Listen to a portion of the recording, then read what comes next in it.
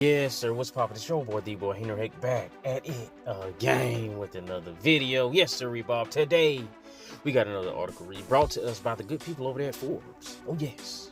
Mr. Paul and the Tassie. Before I get off into it, appreciate you clicking on the video. Hopefully you stay throughout the whole thing. Drop a like, drop a comment at the end if you mess with it. Subscribe as well, all the YouTube stuff.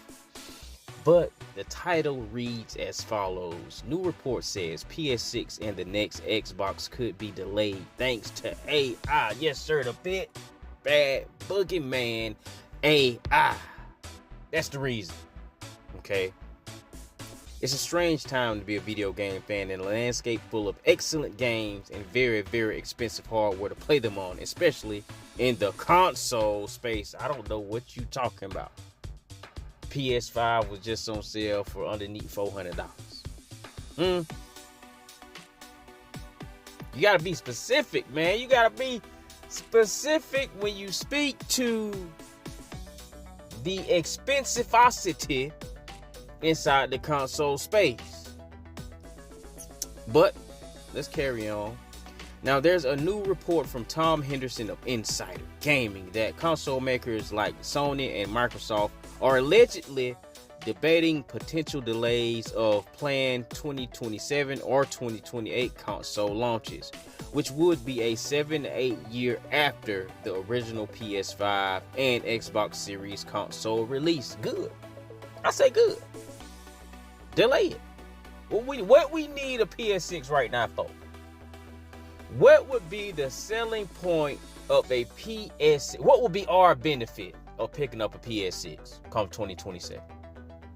I ask you, brothers and sisters, fellas and fellettes, what would we get for shelling out $600, $700 in 2027, 2028 for a hot new console?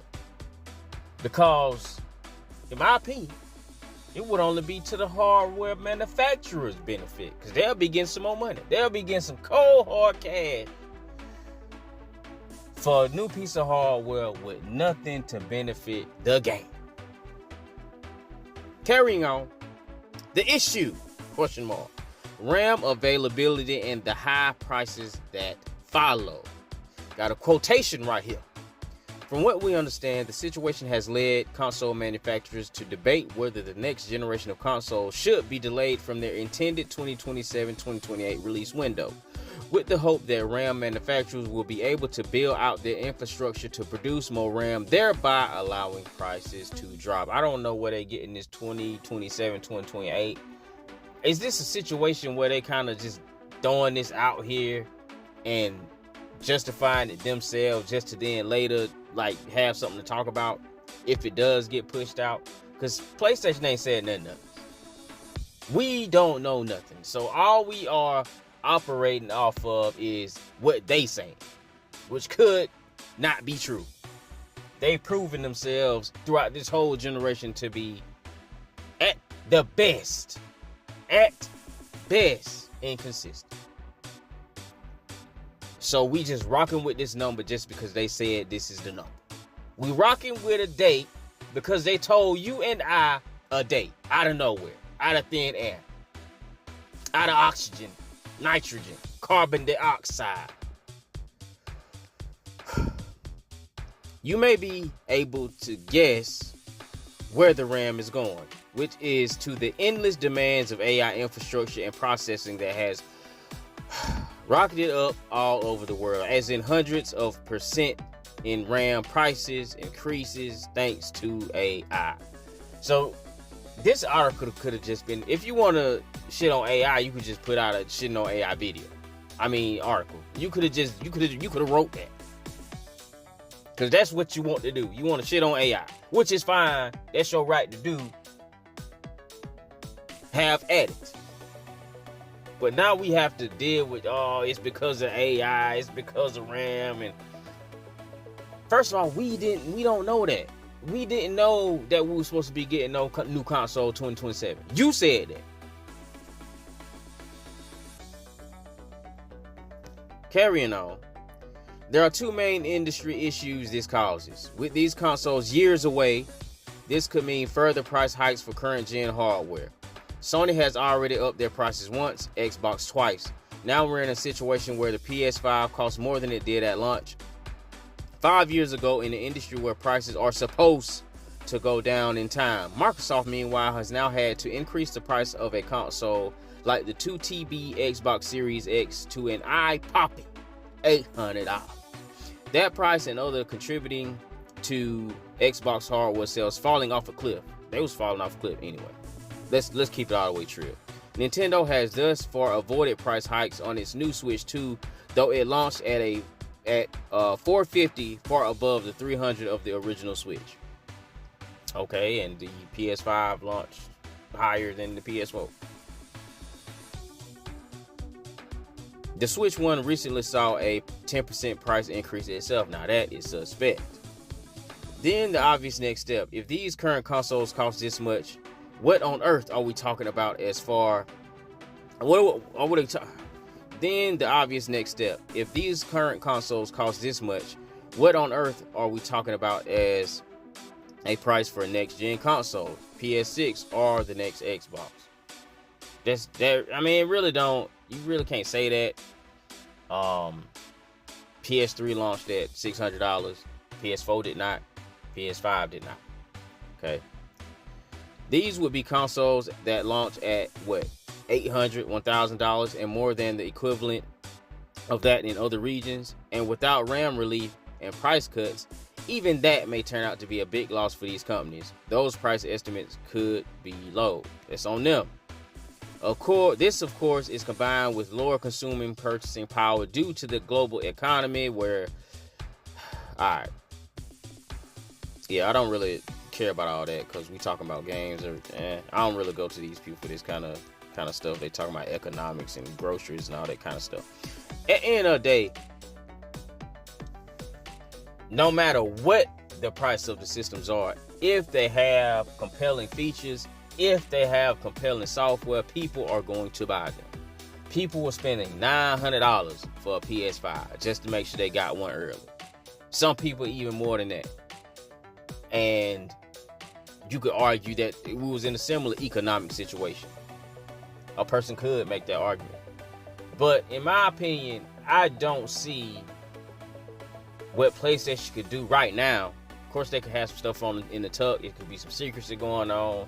And then they pop up 2027, 2028, announce this game-changing feature similar to how the near instant loading was for the PS5. Well, I got to have it. I have to have it. That right there changed the way I engage with games, and I don't have to deal with certain things. And, you know, I'm able to stay engaged with my game for long. If they got a feature similar to that, I'm in there like booty hell, but I just don't see it happening. Not to mention, with the current philosophy of their AAA first-party studios of let us cook, aka take as long as we want, drop one game a generation, and that'll be enough because we still gonna get awards, and we gonna sell our 10 million, and then we can run off to Hollywood and dick around for however long we want to dick around and come back to the studio whenever we feel like it and give the PlayStation Gamer a game whenever the fuck we feel like it. They're gonna have to do something about it. They're gonna have to do something about it because this idea of we can suck up as much resources as we want, then jump up the price for $10 because of the budget. Meanwhile, you just hiring all these redundant positions just to have more people at the studio. It's crazy. I don't get it. I don't understand this. And we obligated as consumers, we supposed to be paying for it. Meanwhile, we not getting no benefit out of it. You want to hire 1,000 writers for what reason? I don't know. The writing ain't no better. But then I gotta pay for that with an extra 10 bones because that's a decision you made. You wanted to make. Because you wanted to give your homeboys a job. I'm not rocking with it. I'm not going, bro. I'm not going. This next generation, and also leading up to this next generation, I'm looking a lot more. I'm looking at purchasing games a lot more scrutinized. I'm looking to dash a little more scrutiny on these purchases. Because they not even telling the stories I'm interested in participating in, to be honest with you. I don't care. Sure, your gameplay is flawless. Sure, the performance is flawless. But that's only a certain percentage of it. I still got other stuff to pay attention to while I'm inside of this game. And if another developer is offering me something comparable for $20 less, but also on top of that, telling the story I want to participate in, I'm going over there. Why wouldn't I? Why wouldn't I? You just not guaranteed to get my money just because that shit say PlayStation Studio across the screen when you first boot that bitch up. I'm good. So they gotta work on their cadence. Third-party studio gotta work on this pro mode. And you trying to drop another system and all this stuff. No. Nah. And then on top of that, you still gonna support the 5 anyway for at least 4 years into the PS6 generation. You ain't gonna be getting cross-gen games anyway. So why should I now jump out the window, buy your next joint day one off the strength of it being new? I'm good. I'm good. And I don't even believe it's gonna drop and be $700-800. I don't believe that for a second. I give you $550, maybe $600, maybe $600. 600 be fucking pushing it. 600 be fucking pushing it for a base fucking PS6. Are you smoking cocaine? Are you eating meth? But I ain't gonna drag it out no longer. I just want to touch on that. And I mean, I'm not even gonna speak to what Xbox. I'm gonna be honest with you, I don't give a fuck what they doing. Nintendo, they 2 generations behind anyway. A generation behind. So they ain't part of the conversation. You like Nintendo or Mario, you cool already, you good. Ain't gonna be no Switch 3 for a good little minute. And even when it is one, it's not gonna be crazy powerful. You know. But let me know inside the comments how you feel about this. Do you need a PS6 right now? Huh? Are you itching to buy a PS6 right now?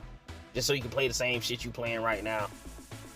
But catch y'all inside the next one. Drop a subscribe if you want to.